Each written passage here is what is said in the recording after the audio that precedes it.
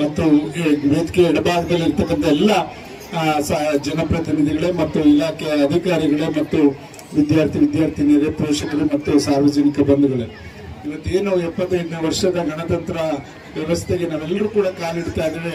ಖಂಡಿತ ಇವತ್ತು ನಮಗೆ ಗಣತಂತ್ರ ವ್ಯವಸ್ಥೆಯನ್ನು ತಂದುಕೊಟ್ಟಂತ ಮಹನೀಯರೆಲ್ಲರನ್ನು ಕೂಡ ಇವತ್ತು ಸ್ಮರಿಸ್ಕೋಬೇಕಾಗ್ತದೆ.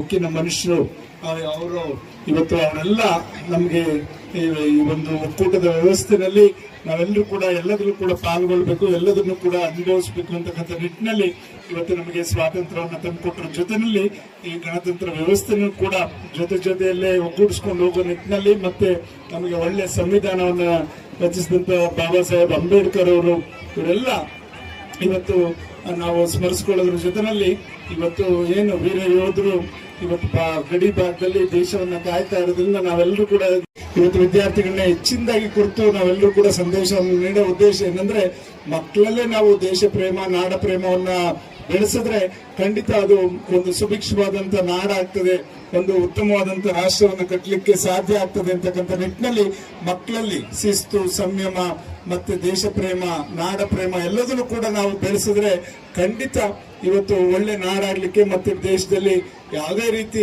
ಸಮಸ್ಯೆ ಆಗದ ರೀತಿಯಲ್ಲಿ ಭೇದ ಭಾವ ಇಲ್ಲದ ರೀತಿಯಲ್ಲಿ ಎಲ್ಲ ಒಟ್ಟಿಗೆ ಹೋಗ್ಲಿಕ್ಕೆ ಸಾಧ್ಯ ಆಗ್ತದೆ ಅಂತಕ್ಕಂಥದ್ದು ನಾವೆಲ್ಲರೂ ಕೂಡ ಈ ಸಂದರ್ಭದಲ್ಲಿ ಸಾರೋದ್ರ ಜೊತೆನಲ್ಲಿ ಕೂಡ ಇವತ್ತೇನು ನಾವು ಹಲವಾರು ಜನ ಇಲಾಖೆಯಲ್ಲಿ ಹಲವಾರು ವರ್ಷಗಳಿಂದ ಉತ್ತಮ ರೀತಿಯಲ್ಲಿ ಸೇವೆ ಸಲ್ಲಿಸಿದಂತ ಎಲ್ಲ ಮಾನ್ಯರನ್ನು ಕೂಡ ಇವತ್ತು ಗೌರವಿಸುವುದು ಖಂಡಿತ ಇದು ನಮ್ಮ ತಹಸೀಲ್ದಾರ್ ಅವರ ಹೊಸ ಪ್ರಯೋಗನೂ ಕೂಡ ಹೌದು.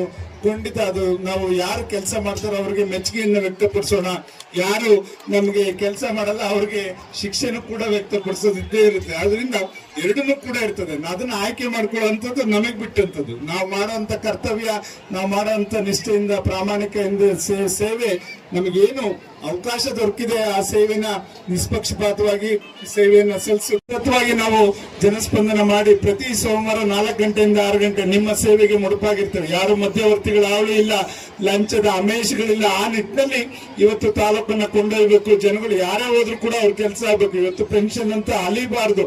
ಇವತ್ತೇನಾದ್ರು ಪೆನ್ಷನ್ಗೆ ಅರ್ಜಿ ಕೊಟ್ರೆ ಇನ್ನು ಮುಂದಿನ ವಾರದಲ್ಲಿ ಅವ್ರಿಗೆ ಪೆನ್ಷನ್ ಆದೇಶವನ್ನು ಕೊಡುವಂತ ಕೆಲಸ ನಮ್ಮ ಕಂದಾಯ ಇಲಾಖೆ ಮುಖಾಂತರ ಮತ್ತೆ ಯಾವುದೇ ಇಲಾಖೆಯಲ್ಲಿ ಸವಲತ್ತಿದ್ರು ಕೂಡ ನೇರವಾಗಿ ಅವ್ರಿಗೆ ದೊರಕೋ ನಿಟ್ಟಿನಲ್ಲಿ ಎಲ್ಲ ಇಲಾಖೆ ಅಧಿಕಾರಿಗಳು ಕೂಡ ಸ್ಪಂದಿಸಿ ಕೆಲಸ ಮಾಡ್ತಾ ಇದ್ದಾರೆ. ಇದೊಂದು ಒಗ್ಗಟ್ಟಾಗಿ ಕೆಲಸ ಮಾಡ್ಲಿಕ್ಕೆ ಕಾರ್ಯಾಂಗ, ನ್ಯಾಯಾಂಗ, ಶಾಸಕಾಂಗ ಎಲ್ಲ ಕೂಡ ಒಟ್ಟಾಗಿದ್ರೆ ಖಂಡಿತ ಇವತ್ತು ಜನಗಳಿಗೆ ಸಮಸ್ಯೆ ಇಲ್ಲ. ಆ ನಿಟ್ಟಿನಲ್ಲಿ ನಾವಿವತ್ತು ಜನಗಳನ್ನ ಸ್ಪಂದಿಸ್ಕೊಂಡು ಹೋಗೋದು. ಒಂದು ಹೊಸದಾಗಿ ನಾವು ನೋಡಿದಂತ ಸಂದರ್ಭದಲ್ಲಿ ನಮಗೆ ಕಂದಾಯ ಇಲಾಖೆಯಲ್ಲಿ ಸಾಕಷ್ಟು ಒಂದು ಪೆಂಡಿಂಗ್ ಫೈಲ್ಸ್ ಇದ್ದಂಥದ್ದು ನೋಡಿದಾಗ ತಹಸೀಲ್ದಾರ್ ಒಂದು ತೀರ್ಮಾನಕ್ಕೆ ಬಂದ್ರು.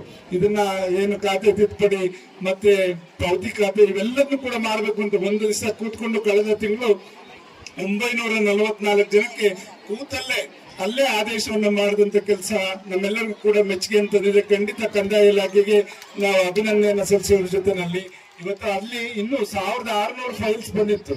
ಯಾಕೆ ಮಿಕ್ಕಿದ ಫೈಲ್ಸ್ ಮಾಡ್ಲಿಲ್ಲ ಅಂದ್ರೆ ಹೊರಗಡೆ ನಿಂತ್ಕೊಂಡು ಇವರು ಯಾರು ಮಧ್ಯವರ್ತಿಗಳು ಕಳಿಸ್ತಾ ಇದ್ರು ಫೈಲ್ಗಳನ್ನ, ಅವು ಯಾವನು ಕೂಡ ಮಾಡ್ಲಿಲ್ಲ. ಯಾಕೆ ಮಾಡ್ಲಿಲ್ಲ? ನೇರವಾಗಿ ಬಂದಂತ ಫಲಾನುಭವಿಗಳನ್ನ ಅವ್ರಿಗೆ ಸಿಗ್ಬೇಕು, ಮಧ್ಯವರ್ತಿಗಳ ಹಾವಳಿ ಇರಬಾರ್ದು ಅಂತಕ್ಕಂಥ ನಿಟ್ಟಿನಲ್ಲಿ ಅವತ್ತಷ್ಟು 4ನೇ ತಾರೀಕು ಇವತ್ತು ನಮ್ಗೆಲ್ಲ ಒಂದು SC ST ಎಲ್ಲ ಜನಾಂಗದ ಅವರಲ್ಲಿ ಇರ್ತಕ್ಕಂಥ ಕಂದಾಯ ಇಲಾಖೆ ಎಲ್ಲ ಪೆಂಡಿಂಗ್ ಫೈಲ್ಸ್ ನ ಕ್ಲಿಯರ್ ಮಾಡಕ್ಕೆ 5ನೇ ತಾರೀಕು ಇಟ್ಕೊಂಡಿದೆ. ಅಲ್ಲಿ 47 ಸರ್ಕಲ್ಗಳಿದೆ. ಅಷ್ಟರಲ್ಲೂ ಕೂಡ ಇರ್ತಕ್ಕಂಥ ಎಲ್ಲರೂ ಕೂಡ ಅಲ್ಲಿ ನಿಮ್ಮ BAಗಳ ಹತ್ರ ಕೊಟ್ಟು ಅದನ್ನ ಫೈಲ್ಸ್ ನ ರೆಕಾರ್ಡ್ಸ್ ರೆಡಿ ಮಾಡಿದ್ರೆ ಖಂಡಿತ ಅವತ್ತೆಲ್ರಿಗೂ ಕೂಡ ಇವತ್ತು ಅಲ್ಲಿ ತಿದ್ದುಪಡಿ ಇರ್ಬೋದು, ಪಾವತಿ ಖಾತೆ ಇರ್ಬೋದು, ಎಲ್ಲದನ್ನು ಕೂಡ ಮಾಡ್ಕೊಡುವಂಥದ್ದು ಮಾಡ್ತೇವೆ. ಯಾಕೆ ಇದನ್ನೇ ಉದಾಹರಣೆಗೆ ಒಂದು ಇಲಾಖೆ ಹೇಳ್ತಾ ಇದ್ದೀನಿ ಅಂದ್ರೆ, ಖಂಡಿತ ಎಲ್ಲಾ ಇಲಾಖೆಯವರು ಕೂಡ ನಾವು ಕೂತಿರ್ತೇವೆ ನಿಮ್ಮ ಸೇವೆಗಾಗಿ.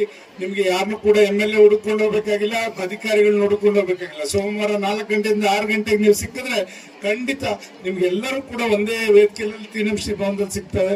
ಖಂಡಿತ ಇವತ್ತು ನಾವೆಲ್ಲ ಒಂದು ನಾಡು ಕಟ್ಟೋ ನಿಟ್ಟಿನಲ್ಲಿ ನಮ್ಮ ವ್ಯಾಪ್ತಿನಲ್ಲಿ ನಮ್ಮ ಕರ್ತವ್ಯವನ್ನ ಲೋಪ ಇಲ್ಲದ ರೀತಿಯಲ್ಲಿ ನಾವು ನಡೆಸ್ಕೊಂಡು ಹೋದ್ರೆ ಮುಂದೆ ರಾಜ್ಯಕ್ಕೂ ಕೂಡ ಸುಭಿಕ್ಷ ಅಂತಕ್ಕಂಥದ್ದನ್ನ ನಾನು ಈ ಸಂದರ್ಭದಲ್ಲಿ ಹೇಳ್ತಾ, ಇವತ್ತು ಗಣತಂತ್ರ ವ್ಯವಸ್ಥೆನಲ್ಲಿ ಎಲ್ಲರೂ ಕೂಡ ಒಟ್ಟಾಗಿ ಒಕ್ಕೂಟಗಳನ್ನ ಒಗ್ಗೂಡಿಸ್ಕೊಂಡು ಇದನ್ನೆಲ್ಲ ಶ್ರಮಿಸಿದಂತ ಹಲವಾರು ಜನ ಮಹನೀಯರು ಸರ್ದಾರ್ ವಲ್ಲಭಾಯಿ ಪಟೇಲ್ ಅವರ ನೇತೃತ್ವದಲ್ಲಿ ಎಲ್ಲರೂ ಕೂಡ ಸೇರಿ ಒಂದು ಉತ್ತಮವಾದ ರೀತಿಯಲ್ಲಿ ನಾಡನ್ನ ಕಟ್ಟಲಿಕ್ಕೆ, ದೇಶವನ್ನ ಕಟ್ಟಲಿಕ್ಕೆ ಒಂದು ವ್ಯವಸ್ಥೆಯನ್ನ ತಂದುಕೊಟ್ಟಿದ್ದಾರೆ.